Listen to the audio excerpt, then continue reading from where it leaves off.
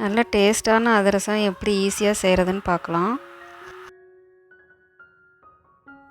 அதிரசம் செய்கிறதுக்கு 1 டம்ளர் மாவு பச்சரிசி எடுத்திருக்கேன். அரிசியை நல்லா கழுவிட்டு 6லேருந்து 7 மணி நேரம் வரைக்கும் ஊற வச்சுக்கலாம். அரிசி ஊறினதுக்கப்புறம் தண்ணியை நல்லா வடிச்சிட்டு இது போல் காட்டன் கிளாத்தில் காய வச்சுக்கலாம். 1/2 மணி நேரம் ஃபேன் காற்றுல இருந்தாவே போதும், நல்லா காஞ்சிரும். கை வச்சு பார்க்கும்போது ஈரம் இல்லாமல் இருக்கணும், அது வரைக்கும் காஞ்சா சரியாக இருக்கும். காய வச்ச அரிசியோட 2 ஏலக்காய் சேர்த்து நல்லா நைஸாக அரைச்சிக்கலாம்.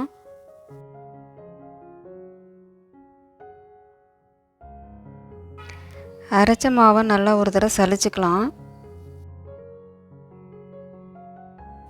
சலிக்கும் போது கையாலேயும் ஸ்பூனாலேயும் நல்லா கிளறி விட்டு சலிங்க, ஈஸியாக இருக்கும்.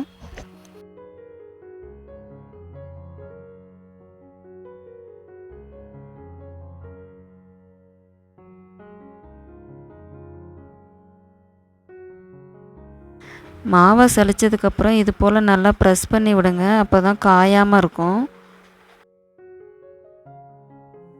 இதை அப்படியே மூடி வச்சுருங்க. பாகு எப்படி ரெடி பண்ணுறதுன்னு பார்க்கலாம்.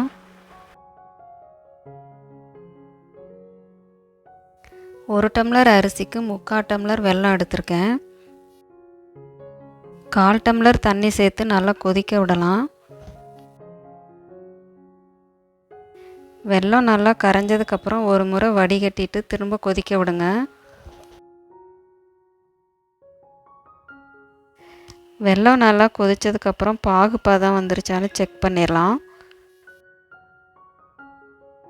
ஒவ்வொரு முறையும் பாகு செக் பண்ணும்போது ஸ்டவ்வை ஆஃப் பண்ணிவிட்டு பண்ணுங்கள், இல்லைன்னா பாகு அடுத்த ஸ்டேஜுக்கு போயிடும்.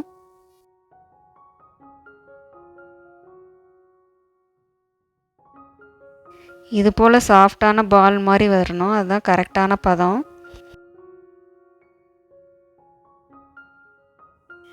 பாகு ரெடி ஆயிடுச்சு. சலிச்சு வச்சுருக்க மாவோட கொஞ்சம் கொஞ்சமாக சேர்த்து கிளறிக்கலாம்.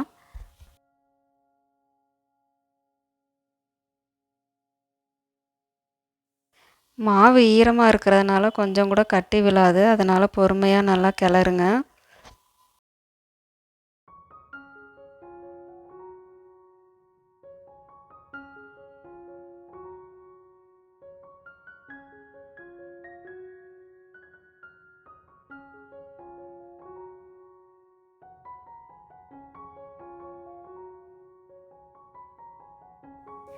எல்லா பாகும் ஊற்றுனதுக்கப்புறம் மாவு இந்த மாதிரி வந்திருக்கு. இப்போ பார்க்குறதுக்கு கொஞ்சம் தண்ணியாக இருக்கிற மாதிரி இருக்கும், அடுத்த நாள் நல்லா இறுகிரும். அடுத்த நாளே நீங்கள் அதிரசமாக செஞ்சுக்கலாம். 4 டேஸ் வரைக்கும் நீங்கள் வெளியிலே ஸ்டோர் பண்ணிக்கலாம். ஃப்ரிட்ஜில் வைக்கிறதா இருந்தால் ஒரு ஏர்டைட் பாக்ஸில் 1 மந்த் வரைக்கும் ஸ்டோர் பண்ணிக்கலாம்.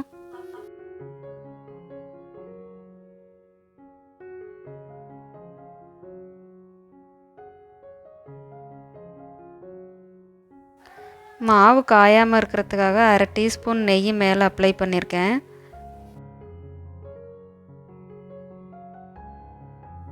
மாவை இது போல் காட்டன் கிளாத் போட்டு மூடி வைங்க,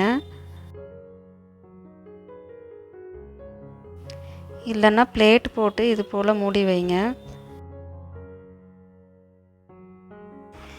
இலை இல்லாட்டி பாலித்தீன் கவர் எடுத்துக்கோங்க.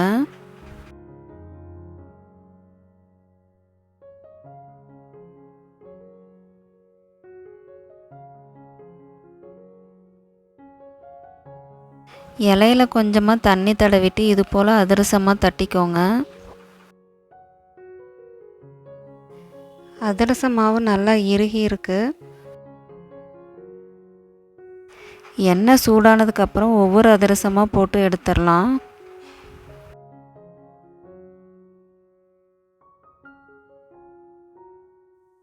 எண்ணெய் சூடானதுக்கப்புறம் லோ ஃப்ளேமில் வச்சுருங்க.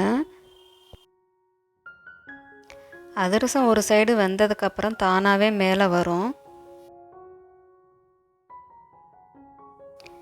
2 சைடும் நல்லா திருப்பி போட்டு வெந்ததுக்கப்புறம் எடுத்துருங்க. இந்த மெத்தடை அப்படியே ஃபாலோ பண்ணி செய்யுங்க. கண்டிப்பாக அதிரசம் நல்லா வரும்.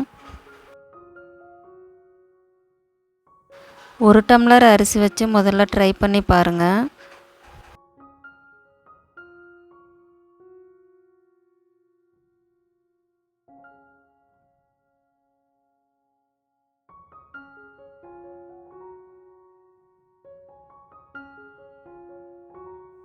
கடைசியாக எடுக்கும்போது இது போல் ஒரு கரண்டியால் ப்ரெஸ் பண்ணும்போது எண்ணெயெல்லாம் நல்லா வெளியே வந்துடும். நல்லா அகலமான கடாயாக இருந்தால் 2-3 அதிரசம் கூட போட்டு எடுக்கலாம். நீங்களும் இது போல் ட்ரை பண்ணி பாருங்கள். வீடியோ பிடிச்சிருந்ததுன்னா லைக் பண்ணுங்கள், சப்ஸ்கிரைப் பண்ணுங்கள்.